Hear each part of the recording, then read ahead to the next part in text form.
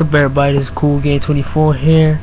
Today I'm gonna bring to you my Sons of Anarchy Season 5 Episode 7 review entitled Wild Tide, Tide's Wild Ride. I want to make this real short because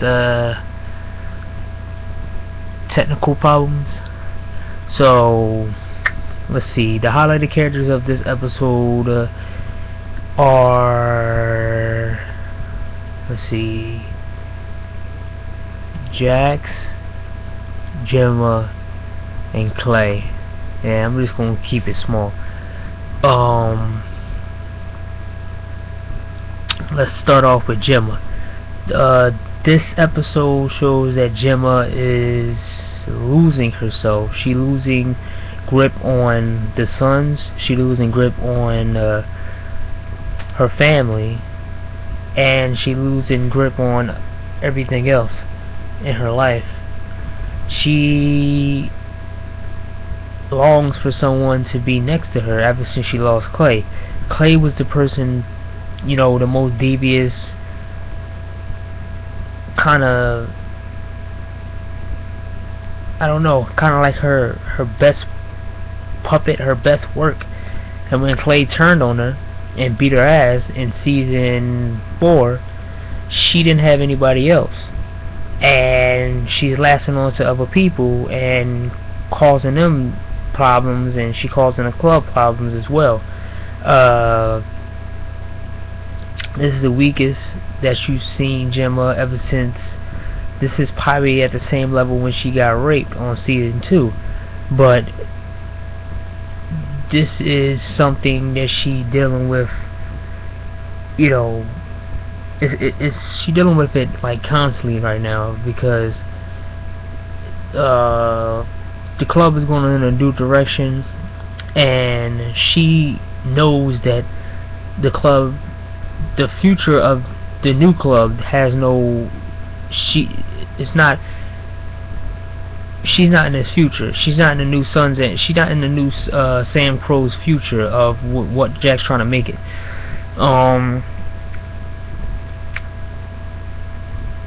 Nero said something important in this episode.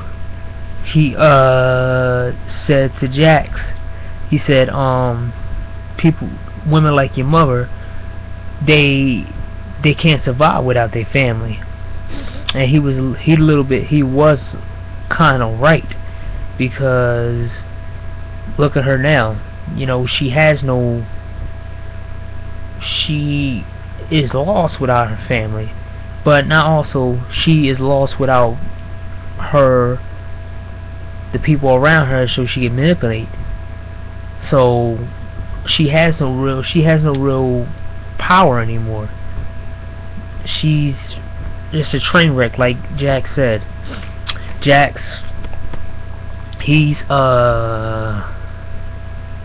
in this episode, he's taking heed to everything that's Pope teaching him, and telling him about, you know, not trusting the club, and trying his best to look out for himself and make contingency plans and think about the next move and everything else, and try to evolve from, you know, from the chaos. He's basically planning it out. You know, he now knows that who the culprit was that planned the break-ins.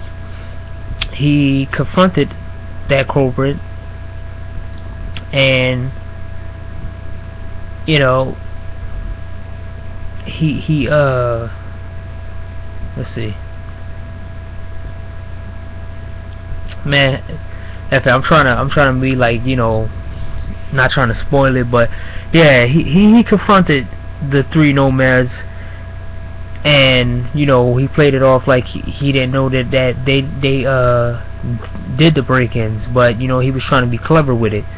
At the same time, he confronted Clay too, and told him straight out, "You trying to undermine my authority by using the nomads," and Clay, you know, played it off. In this episode, it showed that Jax is trying his best to take care of Clay the club way and not his way, because if it was his way, he would have killed Clay with that knife in season 4 if he didn't really need Clay, but he wanted to leave it up to the club. In this episode, this shows that he is really trying his best to not turn into Clay and do things in the back door of the club, but at the same time he's trying to give his club a choice to get rid of the rotten people that's in it. So that's the John. That's for Clay. I mean, that's for Jax. Now Clay, and I'm gonna go on a little rant. Clay is a kind of a symbol for the Sons. You know, you see the skull in the beginning of the episodes and everything else. He is the symbol for death and destruction. He killed 3 innocent women on most of the seasons. He killed Donna, Opie's wife, causing Opie to go to, you know, test himself in a club, and in the end killed himself. You know, he assisted suicide, caused Opie to, you know, deplete himself. He killed Piney. That even pushed Opie even more. He killed Veronica Pope on some dumb shit that he got himself into. He killed Rosabelle's wife. He killed 3 innocent people, 3 innocent women for his own gain. And he caused the death of 2 people in the club. And he caused the club to be in more trouble than it should have been, with the guns and then with the drugs. He is the symbol of this. He is the symbol of the death and destruction of the club. He is one of the most dangerous commodities in the Sons.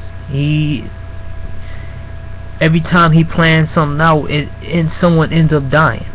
You know, every time he says something or does something that benefit him, it ends up killing some innocent person, and it ends up bringing more heat to the club. This episode shows it. He planned the whole break-ins to put more heat on Jax, so Jax could, you know, be in a corner and either crawl back to Clay and tell him to give the gavel back to him, or he was going to try to vote Jax out and him back in as the head, because, you know, you see the previous episodes when he got better. He used the nomads. He voted the nomads in order to promise the nomads that they was going to get a piece of the gun running and the drugs, but they botched it up by killing Rosabelle's wife. And then you see his cunning and his strategizing when he got in trouble, and he used both of the 2 members to go try to assassinate Wayne, but end up killing one of them himself and Wayne killing the other one. He baited him in, because before that he told Juice to stay near and call them when they come. He authorized the hit on Wayne, but in turn knew he was going to kill him to make himself look like a hero. Wayne didn't fall for it. Wayne's still keeping his eye out for him, because Wayne worked with him before to kill JT. Then when Jax confronted him, he basically said, you know, I don't know what happened, I don't know what's going on, but we're gonna find out who did this, and we gotta catch up to Frankie. His goal is to kill Frankie and seem the hero. Not only that, he has another plan in store, because he has the birth certificates of Jax, Gemma's, and himself. he has a bigger plan if everything fails, and it's gonna happen in the end of the Sons of Anarchy. It's gonna happen. Something big is gonna happen, and it's gonna hurt Jax and Tara the most. This is what I'm, seeing. This episode was good. The momentum of this episode was pretty good, with the guy from the soup. He was on there. He guest starred on the show. Nero, he did a good job. You knew more about Nero, his darker side, him beating up, the guy that stole Gemma's van. Tara, she did a couple things, like I said in the last review, what she wanted to do. Yeah, it was a good episode. The momentum was about like 40. It was 40, but after that, this was a good episode. But it didn't really show any kind of. It only highlighted person in this episode was Clay, and show how dangerous Clay was and how arrogant he really is. As I say, he's the symbol of the Sons, the old Sons, and Jax is. I don't know when Jax is going to get his episode to show he's the new symbol of the Sons, but this episode showed that Clay is really the skull and the scythe and everything that you see in the Sons, what you call it, signal or whatever. Yeah, that's about it. I'll see everyone later, man.